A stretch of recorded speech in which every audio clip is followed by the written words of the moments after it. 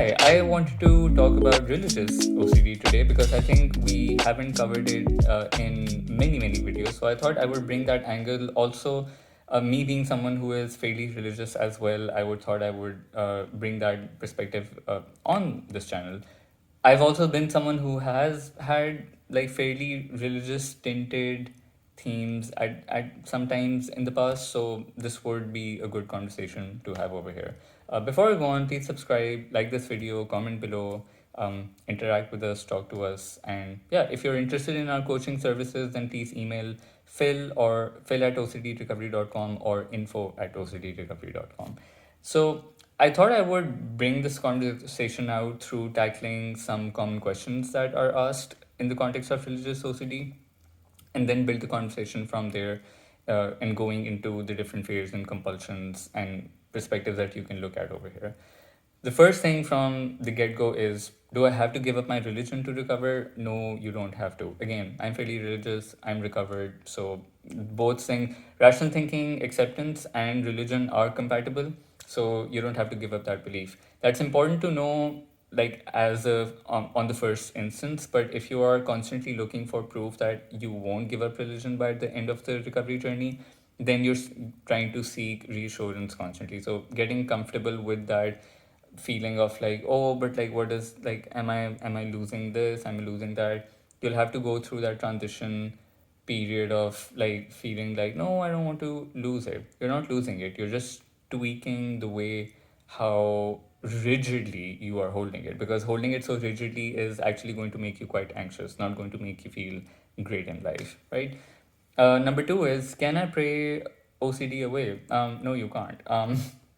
Hate to break it to you, even if you pray really hard, you still won't be able to get rid of it. It's the same, but that goes for like anything really. Like, you can't just pray to be a millionaire and then have money fall in your lap. You can't pray for a great job without really hustling, networking, applying for jobs, getting rejected, giving interviews, all that kind of stuff, right? So the same with OCD. You just can't pray that, oh, please, my OCD thoughts just go away.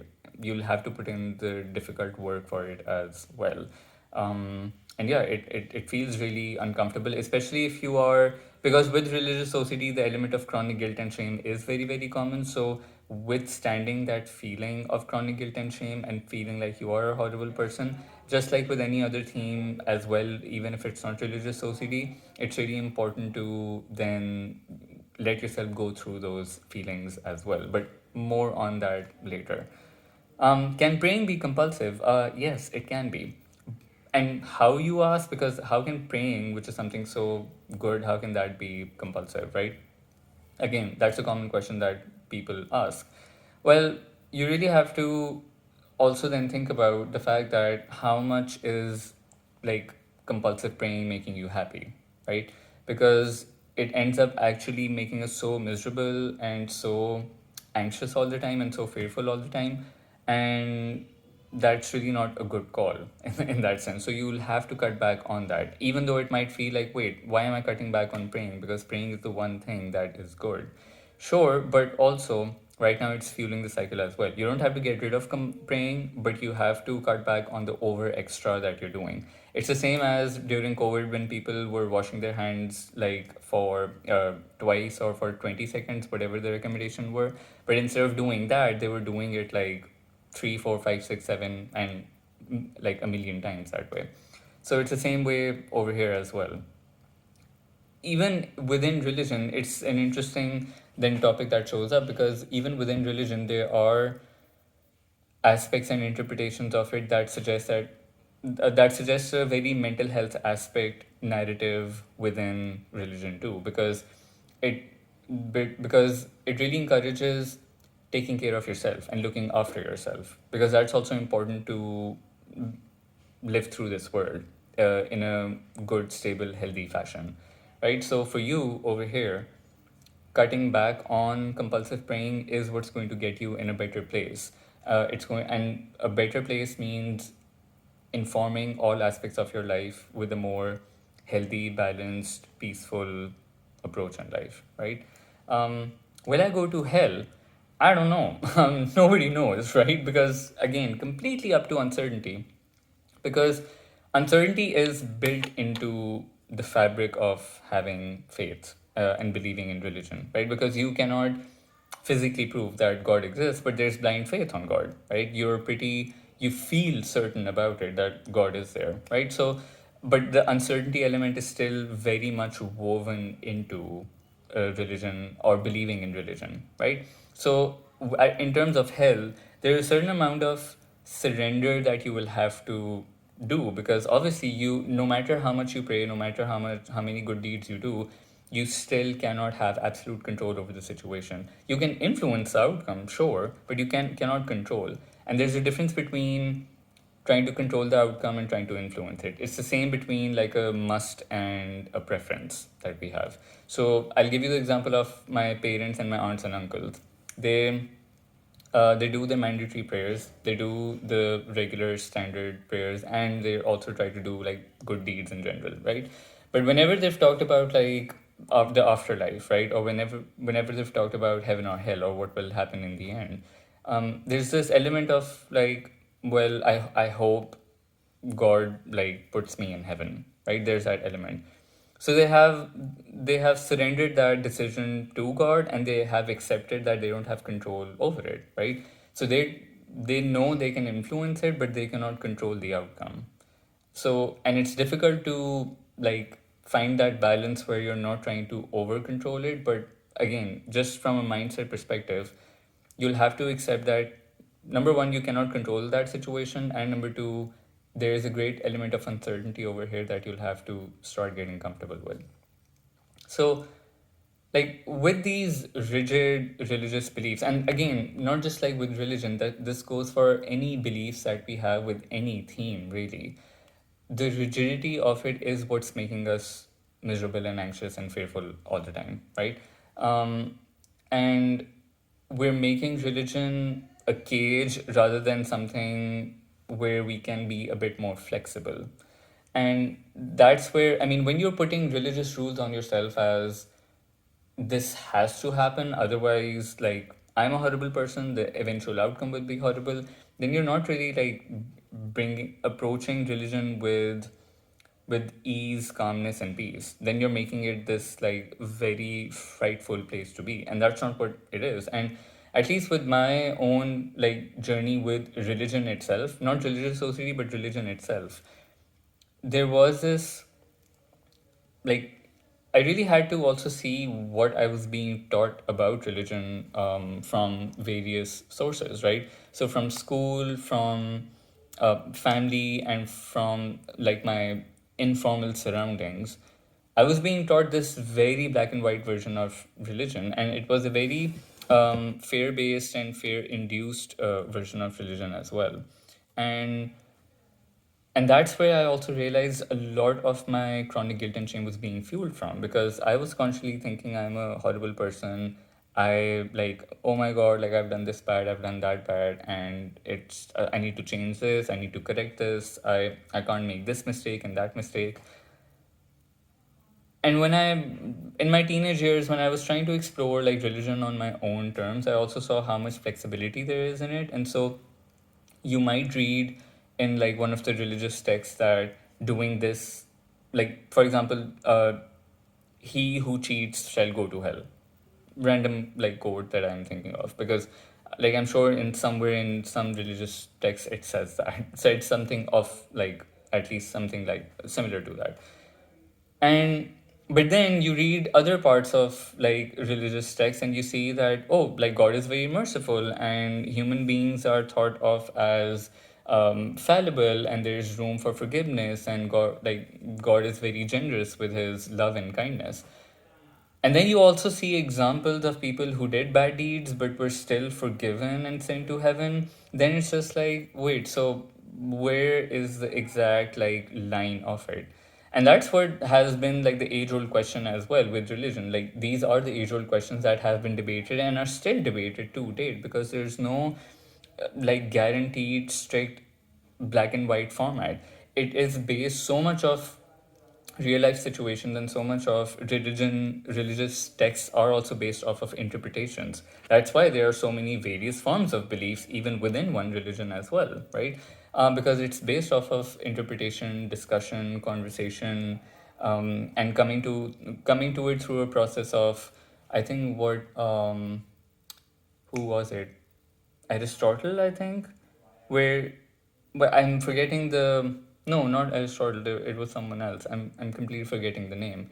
Basically, that process of two opposing ideas coming together, then breaking down, and then leading to even more ideas, right? So, a lot of religious interpretation and discussions are based off of that. And so you see that even within faith, there's so much flexibility and room for interpretation, which is not me saying that you have to go into each and every one of it, but also seeing things just on face value, that he who cheats shall go to hell. That's just that's just to highlight the importance or the gravity of the situation, not a black and white rule or and binding of like, oh, this is going to be the result of this action, right?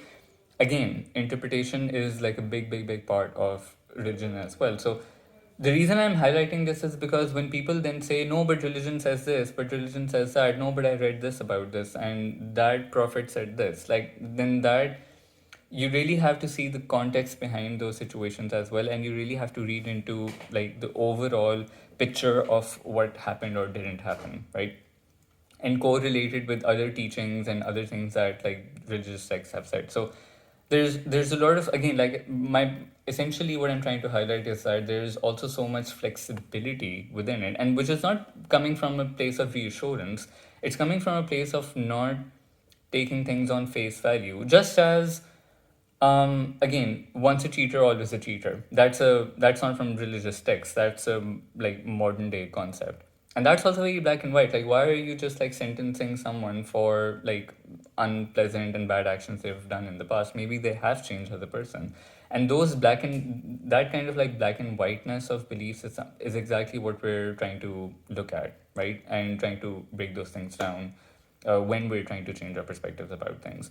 And the other important thing over here to highlight is that religion is also like a lifelong process. Just because you are like a certain level of religious right now doesn't mean you will be forever, because those things like are interchangeable, right? People also like lose a little bit of faith from time to time. Their faith weakens sometimes. Let's say they go through a death of a loved one. This happens a lot with people whose, for example, children die, right? Their faith is really shaken because they're like, I've done nothing wrong in the past. I have always tried to be a good person. Why did this happen to me, right? And then the age old question within religion is that then why do bad things happen to good people? Or if God loves us so much, why does He make natural disasters happen and things like that? Again, that's a completely other philosophical tangent to go on. But religion is a back and forth process. It does not stay the same throughout life, right? And that's just like with anything. People's financial position is not the same throughout their life. People's levels of happiness are not the same throughout their life. Relationships are not exactly the same throughout the period of the relationship. Sometimes you go through a very lovey-dovey phase, and you go through like a period where you're just two people just living together. Then maybe you find another spark, and then like it comes and goes. Religion is also the same way. You cannot possibly, even if you're doing, let's say, all your prayers every day, it's also something that you might not feel with such conviction on a daily basis, right? I know for me as well, I haven't felt spiritual and religious and faithful every single day like since I was a child. No, I haven't. I've had days where like my faith was also shaken. I've had phases where I was kind of like distanced from it as well when I in my teenage years, but then I came back to it. So it's like a back and forth process that you kind of I would say most people kind of go through that back and forth process throughout their life. So getting comfortable with the ups and downs of religion is also important, because again, that's it's not something you can control. Even if you are doing your prayers and rituals, you cannot control how you feel about it. Sometimes I have to, like, with our with Eid every year, right? Even though it's supposed to be this like really religious festive occasion that everyone is excited about, I'm sometimes not excited about it. I'm really like kind of like in some ways not looking forward to it because it's tiring. You have to meet so many people, you have to, like, socialize so much, and especially if you've had like a tiring month before that, you kind of don't feel like getting into it, but you do because obviously it's just something that you have to do, right? But I'm not forcing myself to feel religious or spiritual or being like, no, I have to be happy because this is like a religious festival that there is, and if I'm not feeling a certain way, that means I'm not a faithful person. No. By the way, my name means a true believer, and I think like a faithful person. So, I mean, like the irony over here of going through religious OCD in the past a little bit. Um, so yeah, I think that I just wanted to highlight these various concepts and these various aspects of religious OCD because even though saying that you have to be a little flexible feels wrong because it's like, how can I be flexible about religion? But like, think about, so if I give the example from my end of the world, where in Islam you have to pray 5 times a day, right? That's a mandatory thing. So let's do a little bit of math over here. So 5 times a day means 150 times a month, right? And then 150 into 12 is give me a sec. 150 into 12 is 1500. Did I do this right? No, I didn't do this right. One second. It's 1800. I think that sounds right.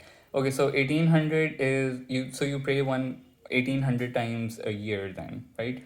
So out of 1800 times, if you pray 1799 times out of 1800, that's very realistic because people do miss their prayers, and that happens really. Even religious people sometimes miss their prayers. They get caught up in something and they miss a couple of prayers in a day, and they're like, oh no.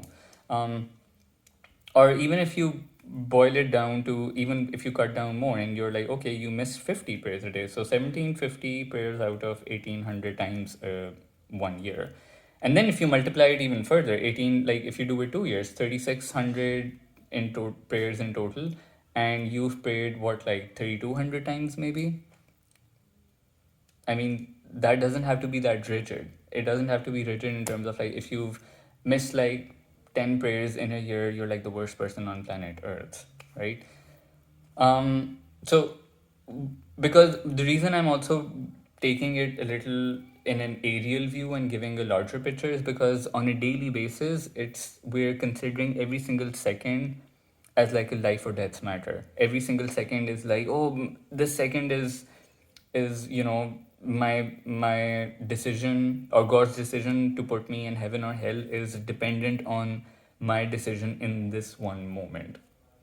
That again, you have to be able to step back from that a little bit, and this is where you have to be a little more flexible, because if you put yourself in that rigid cycle of compulsively praying, really researching religion in a compulsive way as well, and trying to just like find proof that no, you will be forgiven, or that there will be mercy, or you will go to heaven, that's not going to do you any good. So you will have to take that risk of letting go of a little bit of control, embracing uncertainty, letting go of compulsive religious rituals as well, and see where that takes you.